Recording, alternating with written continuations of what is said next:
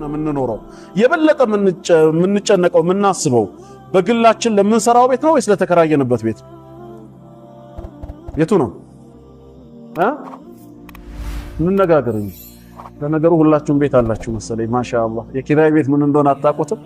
በሐቂቃ የምናስበው የምንጨነቀው የግል ይዞታ ከያዝን የኪራይ ቤቱ ነገ ለቀነው ነው የምንወጣው። ባለቤቱን ሊያስወጣን ይችላል፣ ሌላ ሰው ነው የሚገባው። እስካለሁበት ጊዜ ድረስ ብቻ ልንከባከበው ነው እንጂ ምን አገባን ነው። ቢፈርሳ ይመለከተን፣ ባለቤቱ ይጨነቅበት ነው።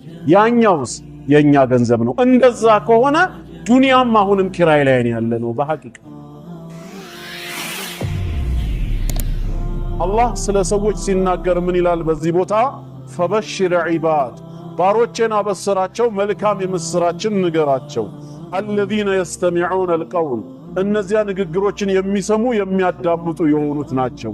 ከሰሙ በኋላ ግን فيتبعون احسنه፣ ከስሜታቸው ጋር የገጠመው ወይም ደግሞ በሸይኻቸው በኩል የመጣው ሳይሆን ያለው እጅግ የተሻለውን መልካሙን የሚከተሉ ለሆኑት ለዱንያቸው ለአኺራቸውም ሊጠቅማቸው የሚችለው እውነታውን መልካሙን ብቻ መርጠው ከስሜታቸው ጋር ሄደም አልሄደ ያን የሚከተሉ ለሆኑ ባሮቼ ብስራቱን ንገራቸው። ብስራቱ ምንድነው?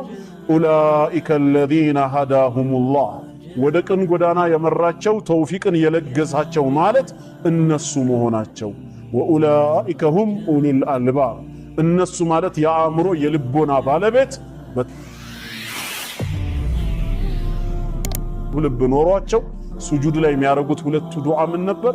ያ ሙቀሊበል ቁሉብ ثبت قلبي على دينك ويا مصرف القلوب صرف قلبي على طاعتك።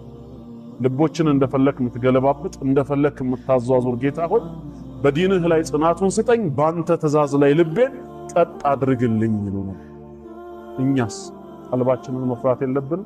ወንጀል የሌለበት ነብይ ይሄን ዱዓ ካደረገ ወንጀል የተሸከመው እኛስ የቀልብ ጉዳይ ሊታሰብበት ይገባል። እነዚህ አራቱ ዋና ምክንያት ይሆናሉ ብለን ከተማመንን ለቀልብ ጉዳይ ትኩረት እንድንሰጥ ወደ መፍትሄው እንግባና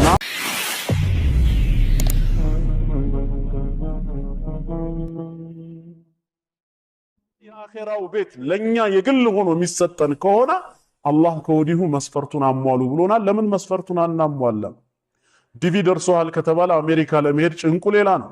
ከዚህ በኋላ ምን ማድረግ እንዳለብን እንግሊዝኛውም አታርፈውም ከሆነ ኡስታዞቹ ጋር ትሄዳለህ። ተርጉሙልኝ ነው ግድ የለም እዛ እግሬ እስኪገባ ድረስ። ለዛሬው አለማወቅ አይጎዳኝም ብቻ አገሩ ያስገባኝ ነው። ልክ ጀነት እዛ ይመስል። እሺ አኺራስ ዲቪ ወጥቶልናል። በእስላም ነው ጀነት መግቢያ መንገዱ፣ ሌላ ምንም የለም። መስፈርቱን ማሟላት የኛ ድርሻ ነው። አሁንም የምንሄደው ወደ አኺራ ነው፣ ወደ ሞት ነው እየተጠጋን ያለ ነው። ስለዚህ ለአኺራችን ምን ሰርተናል? በተለይ አሁን ያለንበት ክፍለ ዘመን ወደ መጨረሻው ክፍለ ዘመን እየተጠጋ ነው። ነብያችን አለይሂ ሰላቱ ወሰላም በሐዲስ የተናገሯቸው ምልክቶች እየተፈጸሙ ነው። ድንገተኛ ሞት በየአካባቢው መሰማቱ፣ ዑለማዎች ሊቃውንቶችን አላህ ወደ ራሱ መውሰዱ የመሳሰሉ ነገሮች በተግባር እየታዩ ነው። እኛም ነገ ሟች ነን የምንል ከሆነ ምን ይዘን እንሂድ? ኢንሻአላህ ይሄን በተመለከተ አጠር ያለ ርዕስ አለኝ። ኢስላሁል ቁሉብ፣ ልብን ማስተካከል፣ ልብን ማበጀት። ምክንያቱ ምንድነው? አላህ በቃሉ ስለተናገረ ነው። አባታችን ኢብራሂም አለይሂ ሰላም የተናገረውን ጌታችን በሱረቱ ሹዓራ ቁጥር 88 እና 89 ላይ ሲነግረን ያ ቀን ማለት የውመ ላ የንፈዑ ማሉን ወላ በኑን፣ ዛሬ በዱንያ ያካበትነው ሀብታችን ወይ የወለድናቸው ልጆቻችን የቂያም ቀን አይጠቅሙም ነው። የቂያም ቀን ከዛ ጭንቅ በሀብት መገላገል አይቻልም። የቂያም ቀን ከዛ ጭንቅ በወለድናቸው ልጆች ፊዳ ሰበብ ነፃ መውጣት አንችልም። እንደውም በሌላ ሐዲስ ተነግሮናል። አባት ልጁን ያገኘውና በአባትነት ሐቅ ልጁን ይጠይቀዋል። እንደው ለዛሬ ከጭንቁ ቀን ነፃ ወጣ ዘንድ እኔ ዱንያ ላይ ላንተ ብዙ መልካም ነገር ውዬልሃለሁ፣ በዛ አባትነት ሐቅ ይሁንብኝ፣ አንድ ሐሰና ስጠኝ ይለዋል። መቼም ልጅ ተጠይቆ እምቢ አይልም አይደለ? ግን ክስተቱን የሚያውቁት ረሱል ሰለላሁ ዐለይሂ ወሰለም ምን አሉ? ልጅ በአጸፋው የሚመልሰው አባቴ ሆይ በልጅነት ሐቅ ዛሬም ጠይቀሃለሁ፣ ዱንያ ላይ ተንከባክበህ እንዳሳደከኝ እንዳዘንክልኝ ዛሬም አንድ ሐሰና ስጠኝና እኔ ልለፍልዳለሁ። አላህ ምድራዊ ወዳጆች ይላል በዲነል ኢስላም በኢማን መንገድ ሳይሆን በጥቅም በዝምድና በመሳሰሉት ነገር የተገነባቡ ምድራዊ ወንድማሞች ምድራዊ ወዳጆች የዛን ቀን ከፊላቸው ለከፊሉ ጠላት ነው የሚሆኑት ነው። ዛሬ አብረህ ትጠራራለህ፣ ትገባበዛለህ፣ አብረህም ብዙ ነገር ትረዳዳለህ። የቂያም ቀን ግን ከፊሉ ለከፊሉ ጠላት ነው። ኢለል ሙተቁን በተቅዋ መንገድ የተገናኙ ሙስሊም ወንድማሞች ብቻ ሲቀሩ በላ ኢላሃ ኢላላህ መስመር ማለት ነው። ያ ከሆነ ምን አዘጋጅተናል ለአኺራ? ልባችንን ምን ያህል አስተካክለናል ነው። ለምንድነው ስለ ነፍስያ መናገር ያስፈለገው ቢባል አላህ በዛ ቀን ላይ ልጆችም እንደዚሁም ገንዘብም አይጠቅምም ካለ በኋላ ኢላ መን አተላህ ቢቀልቢን ሰሊም ነው ያለው። ሰላማዊ የሆነ ልብ ይዞ አላህ ዘንድ የመጣ ሰው ብቻ ሲቀር ነው የሚለው። ስለዚህ ቀልባችን ሰላማዊ እንዲሆን የሙእሚን ልብ እንዲይዝ ምን ማድረግ አለብን? ይሄ ነው ጭንቀታችን። ለቀልብ ትኩረት መስጠት የሚገባን በብዙ ምክንያት ነው። አንደኛ አላህ ከሁሉ በፊት የሚመለከተው ልባችንን መሆኑን፣ የሥራችንን ብዛት አይደለም ወይም የሥራውን አይነት አይደለም። አላህ መጀመሪያ የሚያየው ቀልብን ነው። ረሱል አለይሂ ሰላቱ ወሰላም ከአቢ ሁረይራ ረዲየላሁ ዐንሁ በተላለፈው ሐዲስ ምን ብለዋል? ኢነላህ ተዓላ ላ የንዙሩ ኢላ ሱወሪኩም ወአምዋሊኩም። አላህ ወደ ቅርጾቻችሁ ማማር ወይ ወደ ንብረቶቻችሁ መከማቸትና መብዛት በፍጹም አይመለከትም። ወላኪን የንዙሩ ኢላ ቁሉቢኩም ወአዕማሊኩም። ነገር ግን አላህ የሚመለከተው ወደ ልቦቻችሁ ጥራትና ወደ ስራዎቻችሁ ነው። ልባችንን ማጽዳት ከኛ ይጠበቃል። አላህ የሚያየው ስፍራ ምንድነው? ልብ መሆኑ ነው። ስለ ልብ ትኩረት መስጠት ያለብን ከዚህ አንጻር ነው። ሁለተኛ ደግሞ ሌላው ምክንያት ሰላሁል ጀዋሪሂ ቢሰላሂል ቀልብ፣ ውጫዊ ማንነታችን ወይም አካላችን የሚስተካከለው በቀልብ መስተካከል ሰበብ መሆኑ ነው። ቀልብ ካልተስተካከለ፣ ቀልብ ከተበላሸ በፍጹም ውጫዊ ማንነታችን ሊስተካከል አይችልም። ሰዎች ዋናው ውስጥ ነው ይላሉ። ዋናው ውስጥ ነው፣ ትክክል ነው። ግን ውስጥ ከተስተካከለ የዛ ምልክቱ ውጫዊ ማንነታችን ይስተካከላል ነው። ውጪው ከተበላሸ ግን ውስጡ ላይ ችግር እንዳለ በራሱ ጥቆማ ነው። ነቢያችን አለይሂ ሰላቱ ወሰላም ሲናገሩ በአንድ ሐዲሳቸው አላ ወኢነ ፊል ጀሰዲ ሙድጋ ብለዋል። አዋጅ በሰውነታችሁ ውስጥ የሚላመጥ የሆነ ቁራጭ ስጋ አለ። ኢዛ ሰላሐት ሰላሐል ጀሰዱ ኩሉ፣ እሷ ከተስተካከለች ከበጀች ሙሉ ሰውነታችን ይስተካከላል። ወኢዛ ፈሰደት ፈሰደል ጀሰዱ ኩሉ፣ እሷ ከተበላሸች ሙሉ ሰውነታችን ይበላሻል። አላ ወሂየል ቀልብ፣ አዋጅ ንቁ፣ እሷም ልብ ነች አሉ። ልብ በኢማን በተቅዋ በተወኩል በመሐባ ከተስተካከለ ሌላው ሰውነት ደግሞ ዒባዳን በአግባቡ በማከናወን ሳይከብደው ሳይቸግረው ይስተካከላል ነው። ልብ ላይ ግን እነዛ ነገሮች ከደከሙ ውጫዊ ማንነታችንን ዒባዳን በአግባቡ ለመፈጸም ያቅተዋልና ቅድሚያ የልብ ጉዳይ ይታሰብበት ነው። መሆን ያለበት ለልብ ነው ቅድሚያ የምንሰጠው ነው። እንደዚሁም ሌላው ልብን መሰረት የምናደርገው ለምንድን ነው? አልአዕማሉ ተተፋደሉ ቢተፋዱሊ ማ ፊል ቁሉብ፣ ስራዎች አላህ ዘንድ የሚበላለጡት በምንድን ነው ከተባለ ልብ ላይ ባለው የንያ ደረጃ መሆኑ ነው። አንድ መልካም ሰሪ ከሌላ መልካም ሰሪ አላህ ዘንድ ተሽሎ የሚገኘው ከስራው መብዛት ወይ ከአይነቱ አይደለም። እሱ በራሱ የተወሰነ ድርሻ ሊኖረው ይችላል። ዋናው የሚበላለጠው ግን ልብ ላይ ባለው የንያ የኢማን ደረጃ ነው። ከኢማሙ ኋላ ማእሙምን ብለው ወደ 100 የሚጠጉ ሰጋጆች እኩል ደርሰው ሊሰግዱ ይችላሉ። በተለይ በመጀመሪያው ሶፍ ላይ ከኋላ ኢማሙ ኋላ ሆነው እኩል ሐርመው ሰላቱን አብሮ ሊያጠናቅቁ ይችላሉ። ግን በሁለት ወንድሞች ሰላት መሃል ያለው ልዩነት ሰማይ ከምድር ከሚራራቀው በላይ ሰላታቸው ይራራቃል። ምንድነው ምክንያቱ ሲባል አንደኛው ፊቱ ብቻ ሳይሆን ወደ ቂብላ የዞረው ልቡም ጭምር ነው ወደ ቂብላ የዞረው። የሚቀራቸውን ሲቆምም ሲያጎነብስም ስጁድም ሲወርድ ተሸሁድም ሲቀመጥ ያስተነተናል፣ ያውቃል። አላህን መለመን ያለበት ቦታ ላይ ቆሞ ይለምናል። በልቡም ጭምር ነው ለጌታው የሚሰግደው። ሌላኛው ግን ፊቱ ወደ ቂብላ ዞሯል፣ ልቡ ግን ከመስጊዱ ክልል ራሱ ውጪ ነው። ሌላ መንደር ላይ ነው ያለው፣ በሌላ ሀጃ ነው። ኢማሙ አላሁ አክበር ሲል ብቻ ነው የሚመለሰው። ስንተኛ ረካ እንደሆነ ራሱ አያውቅም እየተሰገደ ያለው በኢማሙ ማሰላመት ካልሆነ በቀር። ስለዚህ የሁሉም ሰላት እኩል ነው ማለት አይደለም። ምንድነው እንዲለያዩ ያደረገው? ልባቸው ላይ ያለው ለሰላቱ የሚሰጡት ክብር፣ ለሰላቱ የሚሰጡት ጥንቃቄ፣ የኢማኑ የተቅዋው የተወኩል ደረጃ ነው። ያ ከሆነ ቅድሚያ ልብን ማስተካከል ይገባል። አራተኛው ሌላው ምክንያታችን ለምንድነው ለልብ ቅድሚያ የምንሰጠው? አልቀልቡ ከሲሩ ተቀሉብ፣ የማይያዝ የማይጨበጥ እንደ ሳሙና የሚያምለጨልጭ ነገር ቢኖር የሰው ልብ ነው መባሉ ነው። ቋሚና የረጋ አይደለም፣ ሪጅድ አይደለም። ኢማን የሚባለው ነገር ከፍ እያለ እየጠነከረ እየጨመረ ይሄዳል።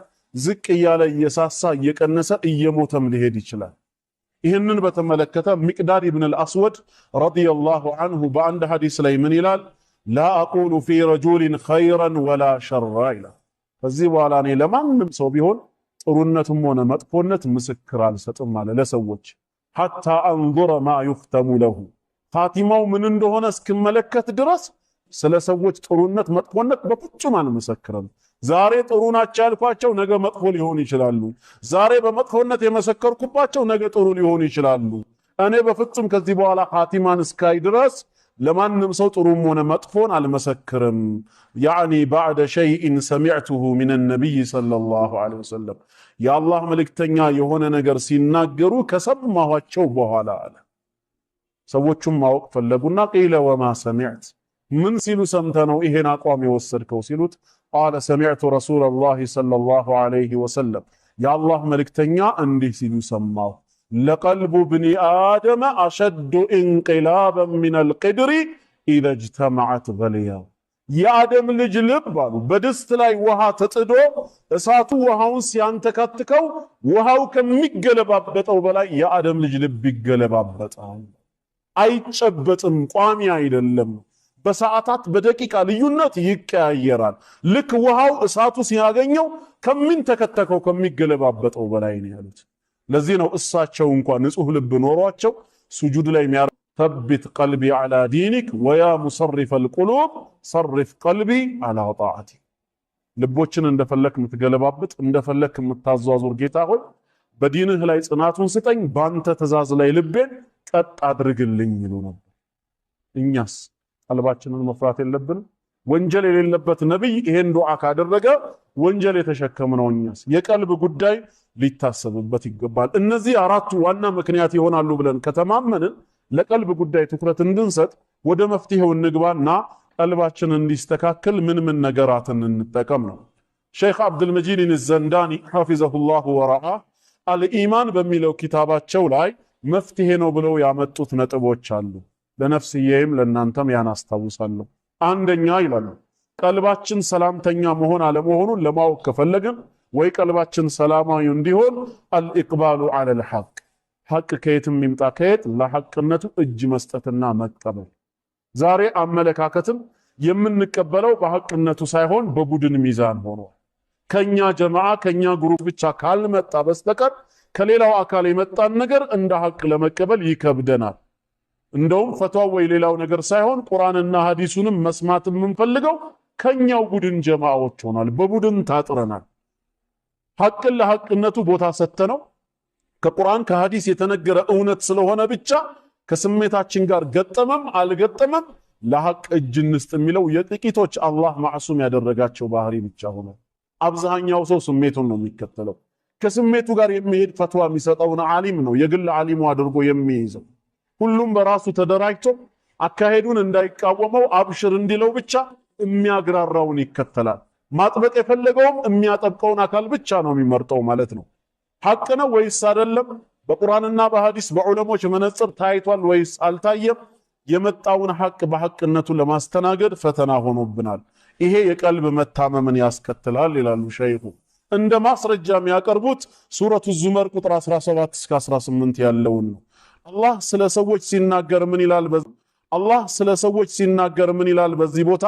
ፈበሽር ዒባድ ባሮቼን አበስራቸው፣ መልካም የምስራችን ንገራቸው። አለዚነ የስተሚዑነ አልቀውል እነዚያ ንግግሮችን የሚሰሙ የሚያዳምጡ የሆኑት ናቸው።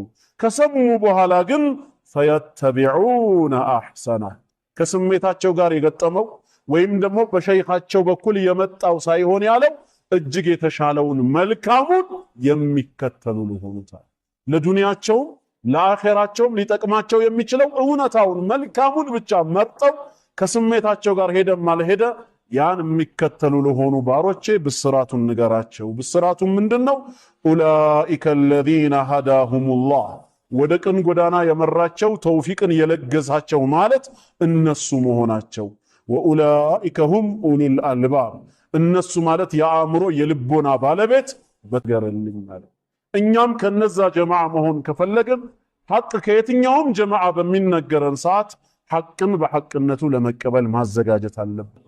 ይሄንን የሚነግረን ጀማዓ ከየትኛው ጀማዓ ነው? ከነዛ ጀማዓ ነው ወይስ ከነዚህ ነው የሚለው አይደለም። የሚነገረው ነገር ከአላህ ቃልና ከመልእክተኛው ሱና የገጠመ ነው? ከረሱል ሰለላሁ ዐለይሂ ወሰለም ፈለግ ጋር አብሮ ቢሄድ ነው ወይስ የሚቃረን? ያንን መመዘን የምንችል ከሆነ ሐቅን በሐቅነቱ መቀበል ነው። የማንችል ከሆነስ በዓሊምነታቸው ታማኝ የሆኑ አላህን ይፈራሉ ተብለው በተቅዋነታቸው የተመሰከረላቸውን ዑለሞችን መስመር መከተል ነው የሚያዋጣው። ግሩፕኝነት በዱንያ ብቻ ሳይሆን በአኼራም ያዋርደናልና ማለት። ስለዚህ ሐቅን በሐቅነቱ የሚቀበል ልብ ካለን ልባችን ተስተካክሏል ማለት ነው። ነገር ግን የካፊሮች ልባቸው የታመሙ በሽተኛ ልብ ያላቸው ሰዎች መለያ ባህሪው ሁሌም ከሐቅ መሸሽ ነው። አላህ እንዳለው ሱረቱል አንዓም ላይ ወማ ተእቲህም በፍጹም አትመጣቸውም ይላል ሚን አየትን ሚን አያት ረቢህም ከጌታ አንቀጾችም ሆነ ተአምራቶቹ አንዱም አይመጣላቸውም ኢላ ካኑ ዐንሃ ሙዕሪዲን ከዛ ከሚመጣላቸው ተአምር ወይ አንቀጾች ችላ ብለው የዞሩ ቢሆን እንጂ። ለምንድን ነው ችላ ያሉት? ስላላሳመናቸው ሐቅ ስላልሆነ አይደለም። ሐቅ ነው ግን ከስሜታቸው አይገጥሙ፣ ፍላጎታቸውን አያሳካም። አይሁዶች አብዛኛዎቹ ነቢያቶች ያስተባበሉት ከፊሎቹን የገደሉት ለምንድን ነው?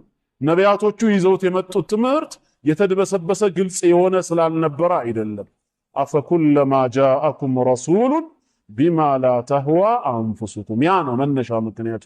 ስሜትና ዝንባሌያችሁን በሚመጥን መልኩ መልእክተኞች ካልመጣላችሁ ኢስተክበርቱም የእነሱን ሐቅ ለመቀበል ትኮራላችሁ። ፈፈሪቀን ከዘብቱም ከኩራትም አልፋችሁ ከፊሎቹን ታስተባብላላችሁ። ነገሩ ካመቻችሁ ደግሞ ወፈሪቀን ተቅቱሉን የቻላችሁትን ከፊሉን ደግሞ ትገላላችሁ ወይ ከሀገር ታባረራላችሁ አለ ከስሜት ጋር። እኛም ዛሬ አዲስ ነብይ አይላክልንም፣ ግን የነቢያትን ቦታ ተክተው ዑለማዎች ወረሰቱል አንቢያ ስለ አላህ ቃል ስለ ረሱል ሰለላሁ ዐለይሂ ወሰለም ሐዲስ የሚመክሩን እውነት የሚነግሩን ከሆነ እውነትን በእውነትነቱ መቀበል አለብን። ከማን መጣ ሳይሆን የመጣው ምንድነው? ግልጽ ነው። አላህ ይወፍቀን። የወሬ ሰው ሳይሆን የተግባር ሰው ያደርገን። ሐቅን መቀበል ጥቅሙ ለራሳችን ነው። በዱንያም ረፍት ነው፣ በአኼራም ከጥያቄ ነጃ መውጣት ነው። በሽተኛ ልብ ያለው ሰው ግን ሐቅን መቀበል ይከብደዋል ነው። ሁለተኛው ምክንያት ያሉት ደግሞ መፍትሄ አድርገው ያቀረቡት ሑቡል ሐቂ ወንሽራሁ ሰድሪ ሊልኢስላም እውነትን ማፍቀር መውደድ፣ ልባችንን ወይም ደረታችንን ኢስላምን ለመማር ዝግጁ ማድረግና ማስፋት አለብን። ሰው ዛሬ ለማወቅ ጉጉት ያለው በአብዛኛው አላህ የጠበቀው ሲቀር ስለ ዲኑ አይደለም። ስለ ፖለቲካ ማወቅ ይፈልጋል፣ ስለ ወቅታዊ ጉዳይ። የሰሜኑ ጦርነት ከምን ደረሰ? ሁሌም ያስጨንቀን እሱ ነው። ስንመሽ ቤታችን እንገባለን፣ ዜና እንከታተላለን። ትላንት እንትን ከተማ ነበሩ፣ ዛሬ የት ከተማ ደረሱ? ስንት ኪሎ ሜትር ቀራቸው አዲስ አበባ ሊገቡ? ሁልጊዜም በወቅታዊ ዙሪያ ሙሰጠፍ ሆኖናል። ዛሬ የሞተው ምን ያህል እንደሆነ ከመከላከያው ከሚሊሻው ወይም ከዛ ከትግራይ በኩል ያለው ወይ በሌላ አጠራር ጁንታ ከሚባለው ስለ እያንዳንዱ ነገር ሀታ ሻይ ቤት እንኳን ቁጭ ብለን የምንነጋገረው በፖለቲካ ዙሪያ ሆናል። ለምን? ወቅታዊ ነው ይባላል። የዲኑስ ቀስ ብሎ ይደርሳል ነው ወይስ ወቅታዊ አይደለም? ጊዜ አልፎበት